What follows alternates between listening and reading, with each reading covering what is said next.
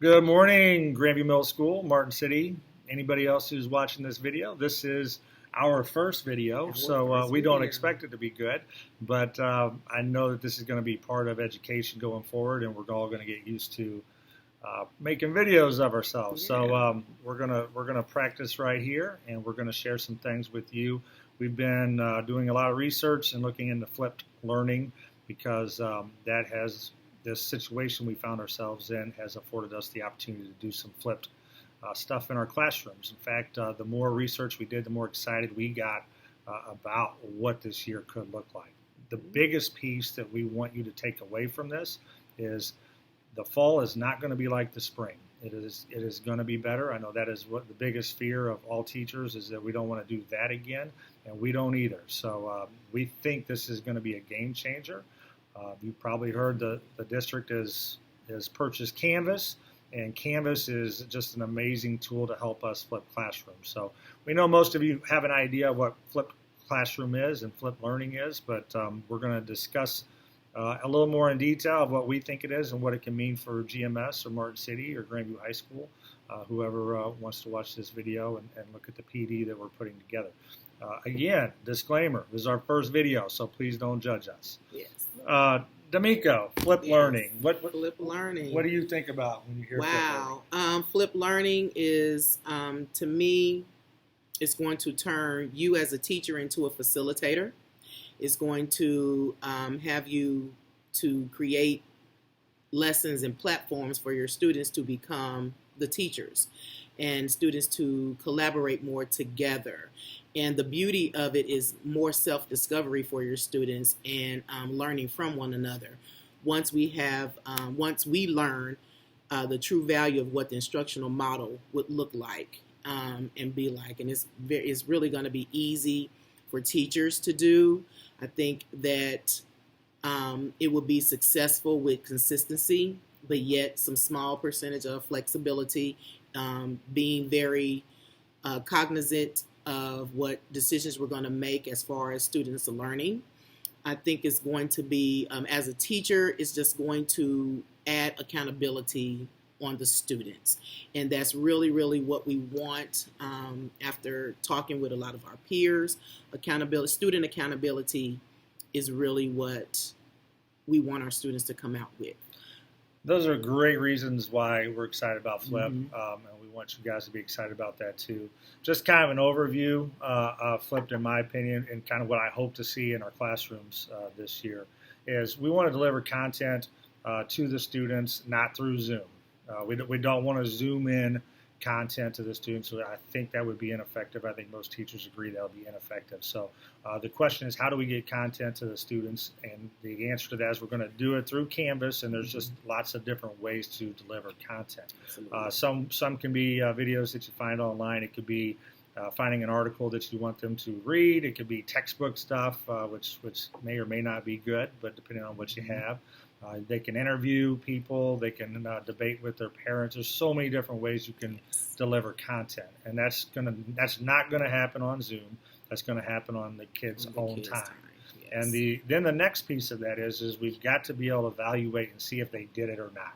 If they didn't do it, we're not going to allow them to come in and do the activities or be in the Zoom meeting with us. They have to do whatever content that you have out there for them. And we've been discussing a lot about what class procedures are going to look like in this, and I think that's going to be a very important piece. And we'll talk about that in a little bit later on in these modules here. But once we've determined that the kids did do the content, they did watch the video, they did read the article, they did do the Nearpod, they did do the Edpuzzle or whatever apps that you had for delivering content, then we have the Zoom meeting in our virtual setting. And in that Zoom meeting, you're going to have activities. It's not going to be talking to kids. You can break them out into groups and do group projects. You can do Socratic seminar. You can do debates. I mean, there's so many different things you can do. And those activities is where your creative energy is going to make the class. So if those activities are fun and they want to be there, they're going to do the content so that they can come to the class. Because if they don't do the content piece, we're not letting them in. Right. And a nice key portion of it is what they do at home can be level 2 if you're thinking of Bloom's taxonomy. Level 2, 1 and 2, I'm sorry. for them to kind of understand the basics or the surface level of your content of the lesson that's being presented to them. So when they come to Zoom for their lessons, their activities should reach at least a level 3, so that it's more open discussion and more upon them to do a deep dive into the content. And that's the beauty part of it, and that's what I meant by it's easier for teachers, because you can just present an open-ended question for your students and create a small group discussion and just go in and out of Zoom groups to see where they are, how are they coming out in their learning, what misconceptions they may have, or what were they spot on with. So I think it's going to be very good. And the exit slips can then reach their level 3 to check for their understanding. And that's exactly where we want our children to be, is at least at a level 3 with their content and subject areas and their objectives of learning. This is exactly where we need for them to be. So I think it's going to be good. Yeah, absolutely. Good. And we're going to get through this thing together. It's not going to be easy at first, but we're going to try, and we're going to try until we get it. And we're going to support one another and help one another. So if anyone is very familiar or have ever used Flipped Classroom in their personal classroom before, we are open to suggestions and ideas, and we are working to make this a very seamless thing for us, and we don't want to overwhelm. Yeah. Because, we're all in this thing together.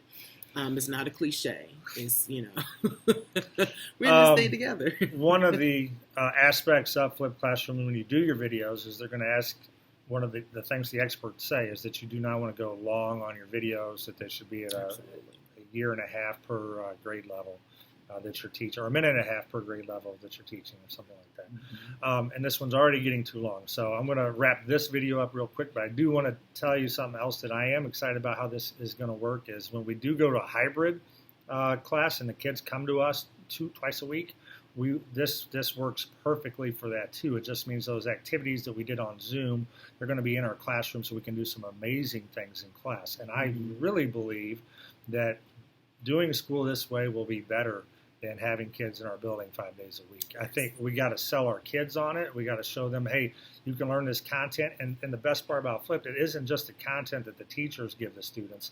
Students can go beyond. They can go learn anything they want. And we can really get kids to understand the value of learning. Mm-hmm. And then the activities and the projects and stuff we can do with kids, they'll make school fun. Absolutely. And we can get kids to say, I love school. And I think we got a great opportunity here. Absolutely. I know it's daunting and that it's definitely a challenge, but it's also a fantastic opportunity. We're way over our time limit on our first video, but it was our first video. It's our first video, and we're going to get better at it. And you guys will see our second video here in a little bit. Go through the modules. We wanted to do this with you guys first, so you're thinking about Flip Model because you're going to do modules for learning Canvas, and I want you to be thinking about Flip Models as you go through, because basically our PD is Flip Learning this year too. So be thinking about the principles and concepts. Sorry this went too long. We'll see you guys in a little bit.